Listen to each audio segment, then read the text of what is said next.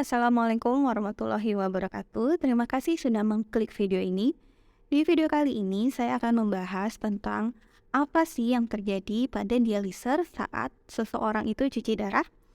Sebelum lanjut, saya ingin mengajak kalian untuk mensubscribe channel ini, karena di channel ini saya akan membagikan informasi kesehatan ginjal dan juga cuci darah setiap minggunya.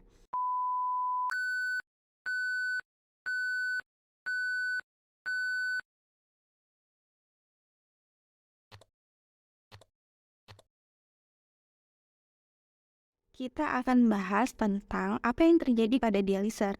Sebelum itu, kita harus memahami dulu tentang larutan.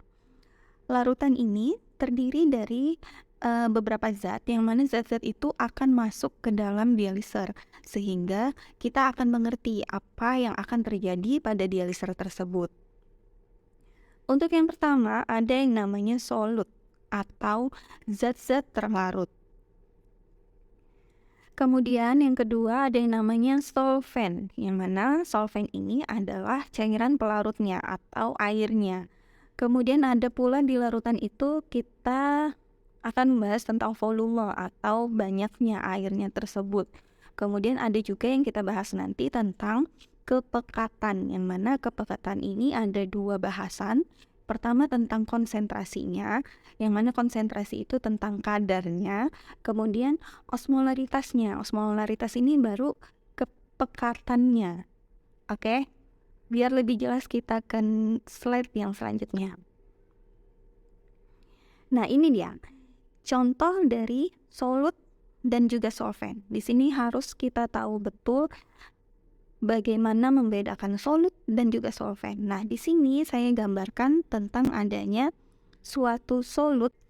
Solut di sini berupa garam, kemudian yang mana garam ini kan butiran, berupa butiran-butiran yang dimana dia itu akan masuk nanti ke air. Nah, yang di sini yang namanya solvent itu adalah air. Jadi, solut itu zat terlarut, zat yang terlarut. Jadi kita bayangkan aja garam kita masukkan ke air, kita aduk-aduk, kemudian dia akan hilang, dia akan terlarut. Nah, itulah dia yang namanya solut. Jadi zat terlarut. Kemudian next, kita lihat adanya contoh gambar satu ini. Ini yang namanya solut, ada yang berupa yang kecil-kecil kayak tadi. Ini solutnya itu sesuai gambar ini. Ini dia solut. Yang kecil-kecil kuning-kuning ini, yang ditandain ini adalah solut atau si garam tadi, zat terlarut. Kita misalkan di sini adalah cairan infus NaCl. Jadi solutnya adalah NaCl. Kemudian ada yang namanya solvent. Nah, yang hijau-hijau ini solvent. Ya, nih dia mengarah ke sini, berarti ini yang hijau-hijau ini solvent. Solvent itu berarti airnya. Kemudian volume ini kita ibaratkan tempat ini dia mengangkut segini, batas airnya ini kurang lebih kita anggap ini sebagai 500 mili. Itu yang dikatakan volume. Kemudian kepekatan. Kepekatan tadi kita bagi menjadi dua ya. Ada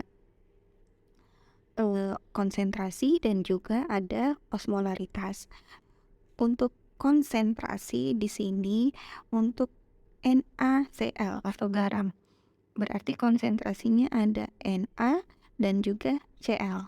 Nah, itu yang namanya konsentrasi. Nah, barangnya yang ada di situ natrium dan klorida atau NaCl. Kemudian osmolaritas. Nah, osmolaritas di sini adalah NaCl ini kita turunkan lagi. Itu namanya osmolaritas. Nah, kita turunkan, kita harus tahu nilainya berapa. Nilainya misalnya ada 4 sekian, ada 5 sekian. Jadi angkanya. Jadi angka yang berada, angka yang dibawa oleh si natrium klorid NaCl tadi ini. Kemudian kita lanjut ke yang namanya membran. Jadi di dalam dialiser itu ada yang namanya membran semi permeable. Jadi, membran sendiri itu didefinisikan sebagai suatu media yang berpori dan berbentuk film tipis. Nah, yang mana sifatnya itu bersifat semi-permeable. Yang mana semi-permeable berarti dia itu berfungsi untuk memisahkan partikel dengan ukuran molekuler dalam suatu sistem larutan. Jadi molekulnya itu ada yang bisa lewat dalam membran itu, tapi nggak semua molekul itu bisa lewat. Jadi ada ukuran-ukuran yang harus dipilah, ukuran mana yang bisa lewat, ukuran mana yang tidak bisa lewat, gitu. Seperti itu singkatnya. Nah, ini dia contoh dari yang namanya molekul atau berat molekul. Nih ya, molekul dalam satuan Dalton. Jadi, apa yang bisa lewat dari dialiser itu adalah molekul-molekul ini, yang berana dia masuk ke middle molekul ke bawah. Ini yang bisa masuk dalam proses HD, tapi dengan dialiser biasa. Nanti soalnya akan ada banyak sekali jenis-jenis dialiser yang ada. Oke. Nah, jadi bisa kita lihat di sini yang bisa keluar dari dialiser adalah baik yang buruk maupun yang baik istilahnya.